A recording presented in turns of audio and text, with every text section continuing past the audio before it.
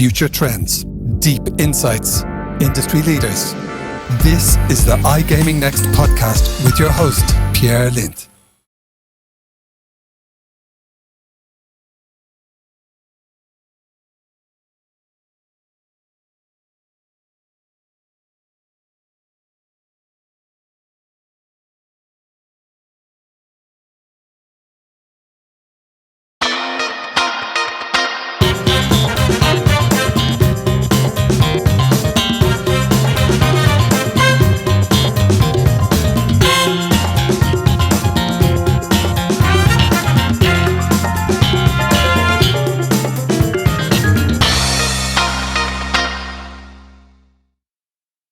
The man of the hour, Alex Pratt, managing director of Clarion Gaming, the man who doesn't have a short list of things to do in his to-do list every day, waking up at the moment. How are you today, Alex?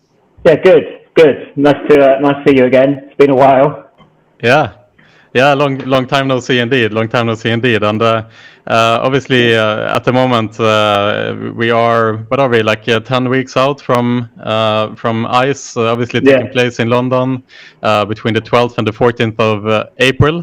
And I was really curious to put together this podcast today, Alex, because obviously we get a lot of questions on the expectations for ICE now in April, and we're trying to follow the movements here as close as we can. There's been obviously a lot of the major exhibitors who have pulled out from the show, causing a bit concern amongst the industry. What is the current status of ICE? And so I thought that it would be really interesting to have you on here today to clarify perhaps some of the confusion or some of the misunderstandings, and just give us a little bit of a status update on what the current status is with ICE as you see it at the moment. So I guess my first question, Alex, is it would be interesting to just hear from your words, like what is the current status with ICE, and how is the dialogues at the moment with your exhibitors going? Current status is fairly simple. It's going ahead. And I do not see that changing. I think we said a week or so ago, but barring a natural disaster and Excel falling into the Thames, it will go ahead. And I think it's just important to say that because, and you talked about the narrative and the conversations we're having with exhibitors, is that there have been, I think it's about 30 exhibitors now that have postponed, so moved their stand to 2023, which is, again, really positive. But there's another 450, 460 exhibitors that still want us to run the show. And I guess that my standpoint is that if the market wants us to run it and it's important for the market, then we will run it. And it's interesting, we're talking to both the operator side, both in land-based and online, and they're really voicing that they want this opportunity to meet, they want this opportunity to learn, this opportunity to buy. And on the exhibitor side, look, there's so many different stories and different situations. You've got some land-based exhibitors that have, it's crazy, like 80% down on revenue year on year. ICE is just an absolute essential part of them acquiring leads and doing business. And if we don't run ICE, and I don't want to, it's not trying to sound like we're the most important thing in the world, but for some of these exhibitors, if we don't run ICE, they may not survive for the year. So I think right now it's almost our responsibility to run it and make sure the industry comes back together. And it's been two and a quarter years, and I think anyone that's ever experienced ICE would know there isn't anything like that. And I think we all miss that opportunity. So it's going ahead. Yeah, absolutely. No, I'm happy to hear that. And, we've had a lot of conversations in the podcast and elsewhere around what the expectations are for ICE this year. And the concern is, of course, that is being voiced is that these major exhibitors are pulling out. But then when you ask individuals, like, are you going to ICE? Like, and then everyone is still going to ICE, like, right? So even though you have some exhibitors pulling out, it's still a no-brainer event to attend for the key decision makers and the professionals of the industry. So I think it's easy to focus on the the kind of the press releases that are coming out from some of the exhibitors, and you kind of lose the sight of the forest for the trees sometimes. Yeah, no, really true. And I'm obsessed with stalking every LinkedIn poll, of which I think there's probably 4 or 5. Are you going nice?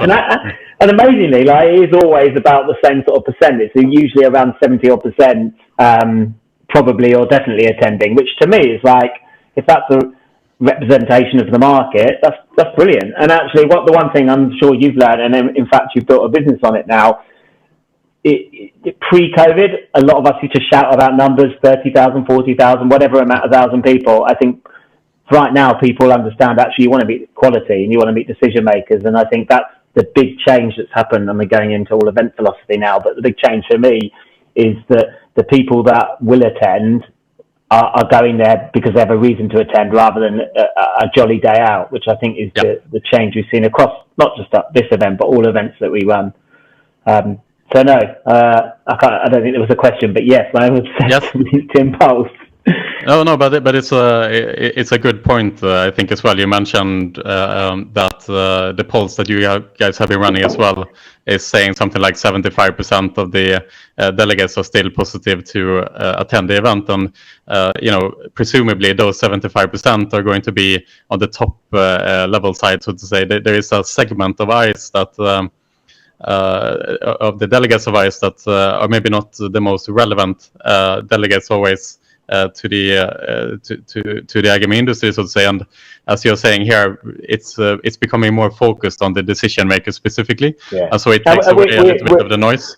Yeah, and we're seeing that in the back end of our data. So we're doing a lot of analysis around who's coming, what they're looking to achieve at the show, and we saw it as a trend as we were coming towards the show, but even more so now. And look, we have to be honest, those dates, there's a reason why we could get ICE into those dates, and that's because no one in their right mind would put a show on either side of Easter, Passover, etc.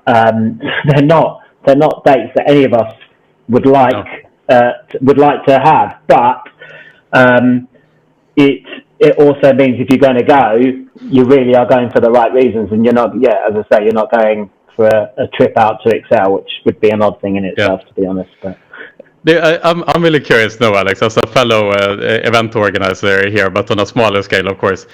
What goes into moving an event like ICE like this? I would imagine that the infrastructure and, I mean, the decisions and the reporting lines, everything that has to come together to find new dates on like 2 weeks' notice is like insane, like the logistics around it. Like, how was that experience for you guys? I mean, it's nuts. If I'm really honest, I had very little to do with that because I'm an events guy, but I grew up running small to medium events, running publishing, that sort of stuff. When you get to the size and scale of ICE, it is another level of health and safety. It's another level of logistics and shit. I mean, just look, Nevermatic stand, I think, has 38 container lorries coming in, 100 people building it. I mean, it's just a different level of conversation.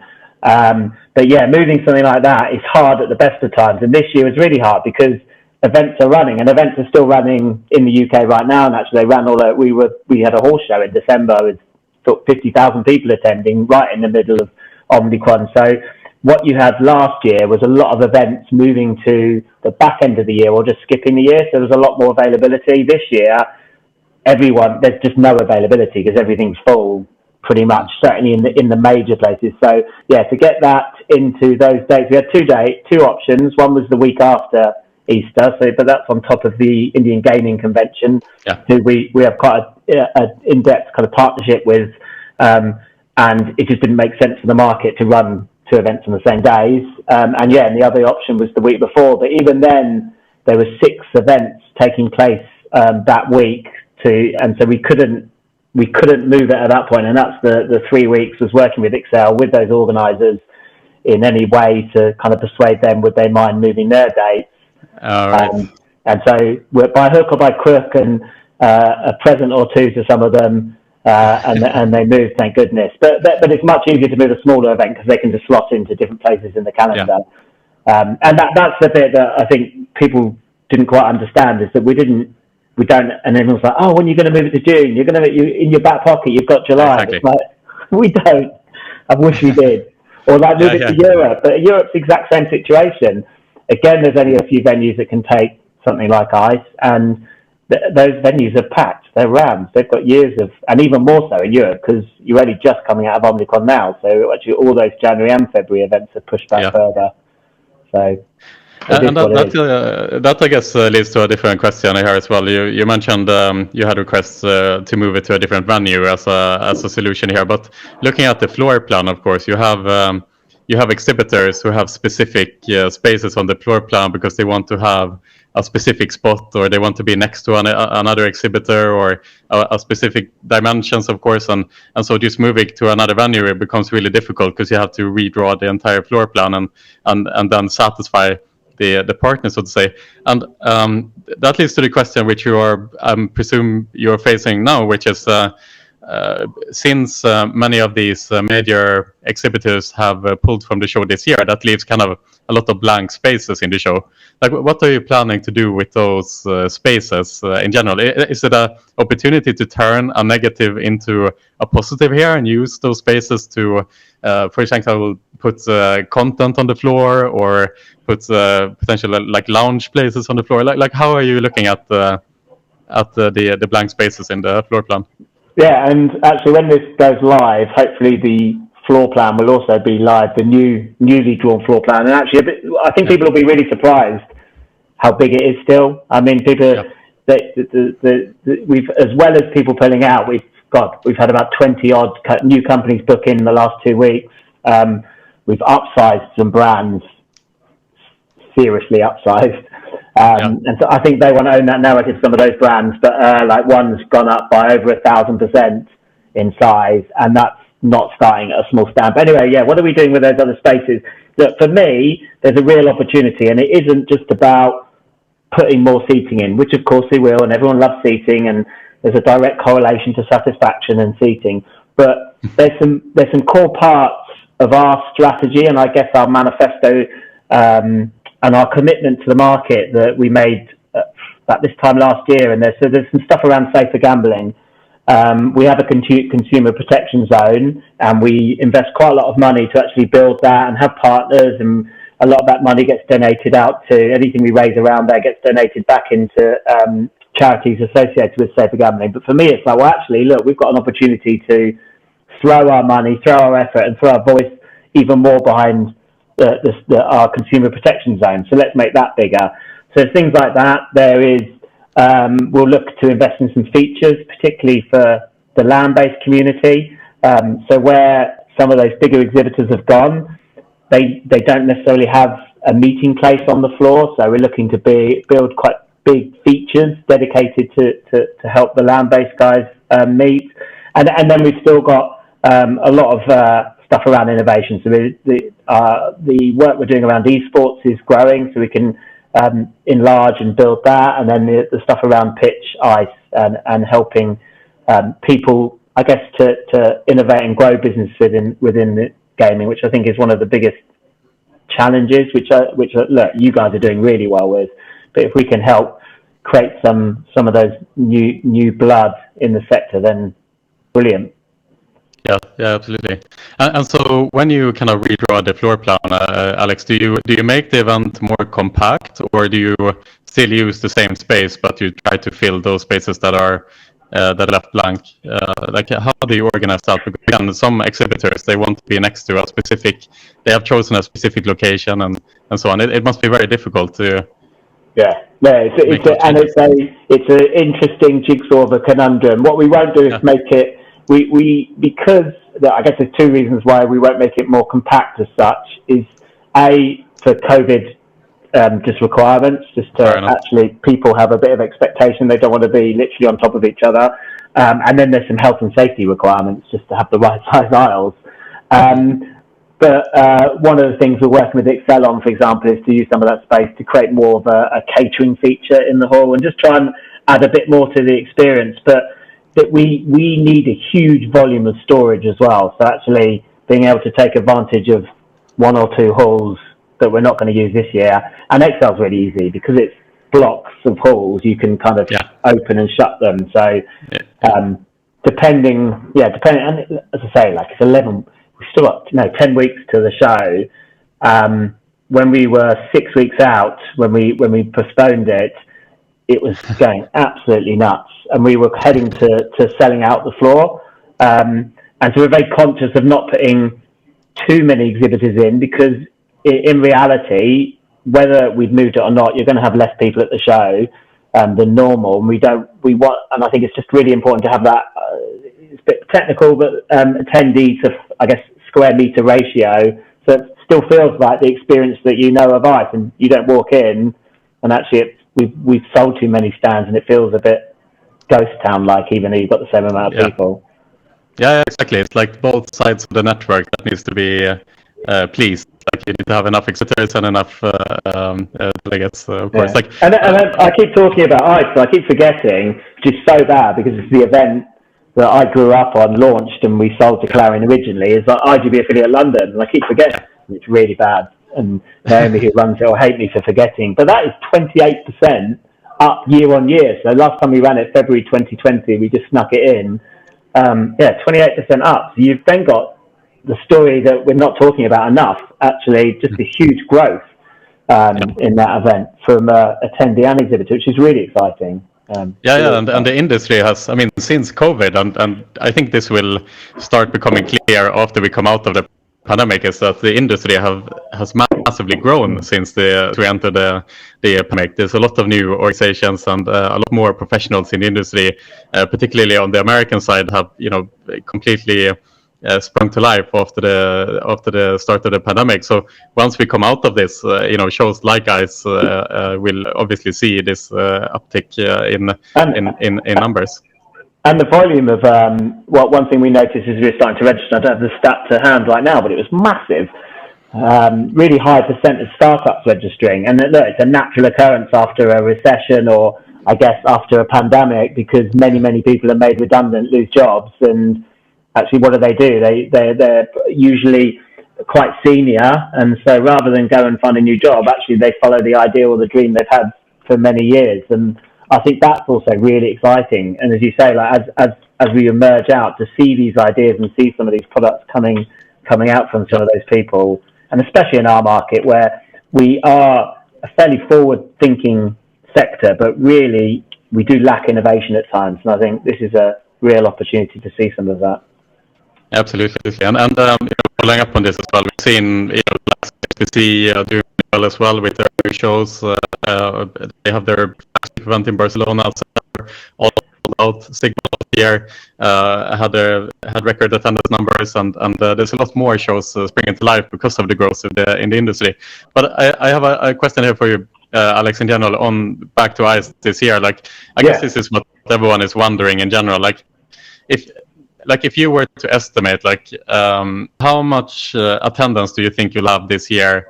Both in if you say in percentage, both in terms of the exhibitors and also in terms of the actual delegates compared to 2019, for example. Yeah, I think exhibitor, we will end up around, I think, about 80%. Right, it depends. So on the floor, around 75-80%. Of the size of ICE in 2020, in terms of square meters. In terms of volume, I think we'll have about 450 exhibitors, 460. On attendee, really hard to tell. But look, we're in a betting industry, so I should make a bet. But we can put 10 pounds on this if you like. Yeah. We can do Euro, around there. Euros. Europe, yeah. I'm still in my heart in Europe. But no, look, we were trending coming to February, which really surprised me because we weren't forecasting a volume. We were trending, I think, about 6% up year on year. And so we're looking like we were going to break records. Now, we've moved the show, which doesn't work for everybody. But I think as we come closer, I think that volume I don't think will be that.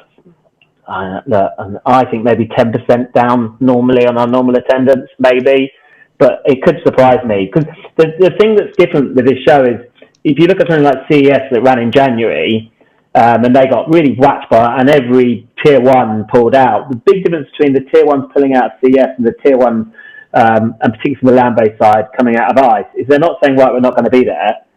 Yeah. So whereas Facebook weren't going to be at CES, actually these guys are going to be there. And we're talking to a whole bunch of different exhibitors around hospitality options. How do they keep a presence on the show floor? How do they show their product without having a giant stand? And there's all sorts of different options there. So although you might not see that stand, they are sending their teams. So, and I think as we get close to the show and we get momentum and people start to see, do you know what, and they're seeing it now, Omicron is not, that COVID is serious and it's a big deal, but we're coming out the other side of it. And I think as we get closer to the show, it can only get better. And I think, look, you might not be as busy on the Thursday because actually we're moving, but on the Monday, Tuesday, Wednesday, I certainly, if I look at our own personal data of our business, people don't tend to take those days off. And when you haven't been to a show for 2 years and 2 months, you're going to go in for those 2 days. And I think that's where the bulk of our attendance comes through anyway. So I don't know, I'm hoping to surprise myself, but... Yeah. All right, so you say 10% under and I'll take €10 over. Wow. Deal? Yeah, done. Virtual handshake. All right, good. Let's remember that for the easiest €10 I remember, by the way. Yeah. So Alex, I mean, the last couple of months must have been, I mean, extremely difficult for you guys. I mean, we have experience from a much smaller scale events and having to deal with partners who are concerned over pandemics and they don't want to commit contractually, and if the event is postponed, what happens, and other things, and it just makes our life 10 times more difficult when it comes to signing up partners. And I would like, how has this process been for you guys? Like when you discuss with your partners, what's the feedback you guys are getting, and in general, how has the process been for you and your team? Yeah, look, it's been tough. Although I have to say, I saw some data from the ECA the other day on the land-based casinos in Europe, and I mean, I can't remember, but if you've got a casino in Belgium, you were closed 233 days last year. So at least we've got some events, not necessarily gaming ones, but across Clarion, some events out, and we've got a digital business which has helped. But it's really hard. I think I'm very thankful that we have Blackstone backing us, and we're backed by private equity. I think if we were a PLC, we'd have quite a lot of pressure to do things differently. Instead, with Blackstone, we have permission to really think customer first, and not just in a, let's put that as a tagline. Actually, if the customers want you to run the event and you're going to lose money, run it. If the customers don't want you to run it and you're going to lose money, don't run it. And so we can afford, like, for example, if people said, really, we don't want ICE, and that's going to cost us a fortune, by the way, if we had to cancel it. But we've got absolute permission. It's my decision. Nothing's going to happen to me or my staff. And I think that's the other big fear, is people are scared for their jobs. And I think it's hard when you're going through change and unpredictability. And I think it's really hard for the team. And it's just constantly reassuring them that they're going to be okay, and that they just need to do the best by their customer. And I think it's key that they feel like they have permission to do that. And things are going to go wrong. And I've said, look, if as a customer you're not feeling good about whatever it is we're doing, or give us you can find me on LinkedIn, my email's all over the place, just contact me or contact anyone and we'll do something about it. Because I think the worst thing is, if we haven't treated our customers well through this period, and again, it's part of our manifesto, look, we can ride it with the good times and we can all make loads of money, but when it's hard, we've got to stand shoulder to shoulder with the market, and we've got to support them. And if that means different payment terms, or that we're letting people roll their money through to 2023, and all those different things where we've worked with different customers in different situations. But I think it's been hard for a lot of people, and I'm sure including you guys and like Raz and people like this, smaller businesses where you don't have that big financial backing. And I mean, he's done really well to get through it. So we should all pat ourselves on the back. Yeah, we should. You should. You know, you have a different work ethic when you have the knife against the throat, I think. Yes. So I want to ask as well, Alex. I mean, having these conversations with the major exhibitors, and then seeing the likes of EDT, Microgaming, IDT, Mercur, and Novomatic pulling out. I mean, first of all, it must be kind of disheartening in a way, but are you also scared that this generates a snowball effect? Because when these exhibitors pull out, then obviously the ones that are next to them will also consider, seeing these press releases, they will ask the same question: should we attend? And it can easily spiral out of control, kind of thing. Is that something you talk about internally, and how do you prevent that from every day. happening? Every single day we talk about it. And look, it's an awful metaphor, but the bleeding, I believe, is stopping. We've bandaged it, and I think we're coming out the other side. And we've tried to shake the tree, another metaphor, as hard as we can to make sure that we kind of know the situation we're in. Look, and it's really hard. And actually, everyone's had to pull out for different reasons. For some people, it's just such a huge investment, and they haven't had a great couple of years, and it just right now just doesn't make business sense for them to risk that amount of capital this year. And it's not about the event and et cetera, et cetera. For others, it might be that their management team can't make those dates or whatever it may be, and we've got to support and help those guys through it. But you're right, the other thing is we need to make sure that we can control the narrative, and it's really hard because Novomatic or Merca pulling out their show is a great headline from a media perspective. And then it creates all these questions, and people are like, oh, this person's pulled out or that person's pulled out, but actually they haven't. For example, I've read many times that Playtech won't be at the show. Now, they're going to do something different, and they're going to be looking much more around hospitality and working with their current customer base and things like this. But they certainly still have a footprint of that show, and quite a significant one, or Evolution, or any of these guys.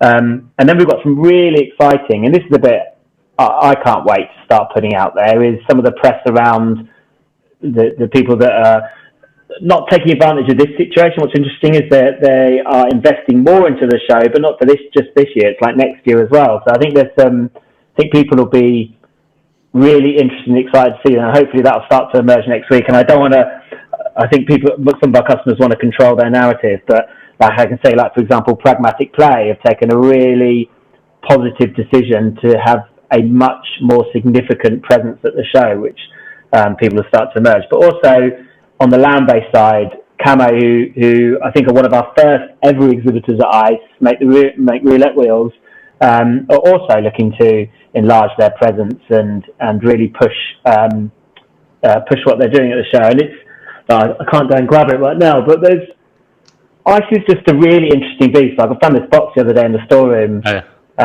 With a cat from the original ATE, the amusement thing that ICE then merged with. We've got show guides from 1936 in there, and the financial records from 1947, and it's just it makes you realise we are. And I'm sorry, I talk on and gone completely off track, but we are custodians of this brand, and it's a real honour to look after it as we go through. And I think the biggest part of that is the customers, and then behind that is the suppliers behind the show. And actually, we've just got to work as partners all the way through this. And I think I'm hoping that's what will see us through in the end. And the noise won't be about who's not there, but actually the people that are there and the sheer experience that ICE delivers every time. For sure, but what happens with the floor space that is this year eaten up by exhibitors that are increasing their footprint? Does that mean that there are a couple of exhibitors that you will be losing permanently? No. So no one. I say no one because I don't want to get to it, but no one has cancelled outright and said we're not coming back in 23. There is more space in Excel for 2023. So we can go bigger, but it's about really finding a balance on those upsizing as well. A balance that we have the right mix of exhibitors, that people aren't just. We don't want lots and lots of giant stands because actually that changes the DNA of the show. We don't want it to be dominated by iGaming because actually then you lose land-based, which in itself is a fascinating and interesting part of our sector. And it's just really important that we find that balance with something like ICE, because if you do get it wrong, particularly on a floor plan, it can backfire. Yeah, absolutely. So a last question here for you today, Alex, before I let you go on with your busy to-do list here today. Looking forward now, I mean, we've gone through this pandemic, and it seems that COVID is something we will kind of start having to live with, but it's still an unpredicted situation. When we came into fall last year, it felt like the pandemic was over, just like it feels now that we are in a safe environment again. But both 2020 and 2021 saw COVID spikes during winter, and that obviously led to ICE having to postpone last February as well, and this February as well in 2020 and 2021. So looking into 2023. Is there any concerns that the event is taking place in February, which is potentially from COVID perspective not the optimal month, seeing the spikes that have been in the last 2 winters? Like, are you considering to move it and keep it permanent in April? And it's definitely something we are looking at. I think, and Excel know we are looking at it. I think there's 2 parts to that. One is speak to the market. On the one hand, everyone's like, yes, it will be sunny and not freezing cold, which is a tick, but B, we're there to do business. So if the buying cycles don't fit with March and April, which they don't in some segments within the gaming industry, where people are buying machines ready for the summer period, actually, is that too late? So we've got to really consult with the market. And then B, the science. I need to understand the science behind that, and I am not a professor. But we belong to a really big association that funds a lot of that stuff. We've also got Blackstone that obviously owns a lot of businesses that will be interested in those types of trends. So if it is a real threat, then yeah, absolutely, we would have to consider that. But I don't think we'll be making that decision for a few months. But I think my gut is most likely it'll stay in February. But the one thing I've learned in this last 2 years is don't ever make a prediction. Fair enough. But interesting, Alex. It's good to know that you're thinking about these things as well. It's just very unpredictable, and if there's anything this pandemic has brought us, is to keep us on our toes, and not take things for granted. That's for sure. But thank you so much, Alex, for kind of coming on today, clarifying the situation with ICE. I am excited to be there, of course, in April 12th to 14th, and I guess I will see you over there, Alex. Do you have any final words? No, just look. If people have got questions, concerns, worries, whatever it may be, like find me on LinkedIn, or you can alex.pratt@clarionevents.com, and I'm virtually ticking GDPR that anyone can message that. And look, we're an open book, and we want to do what's right for the industry. And if you feel we're not, or you think we're doing well, or whatever it may be, don't be afraid to contact. And we're right here, transparent as can be.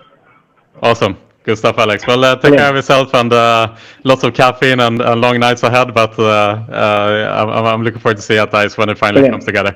And hopefully I'll be paying you €10. I hope so too. All right. Take care of yourself. Cheers.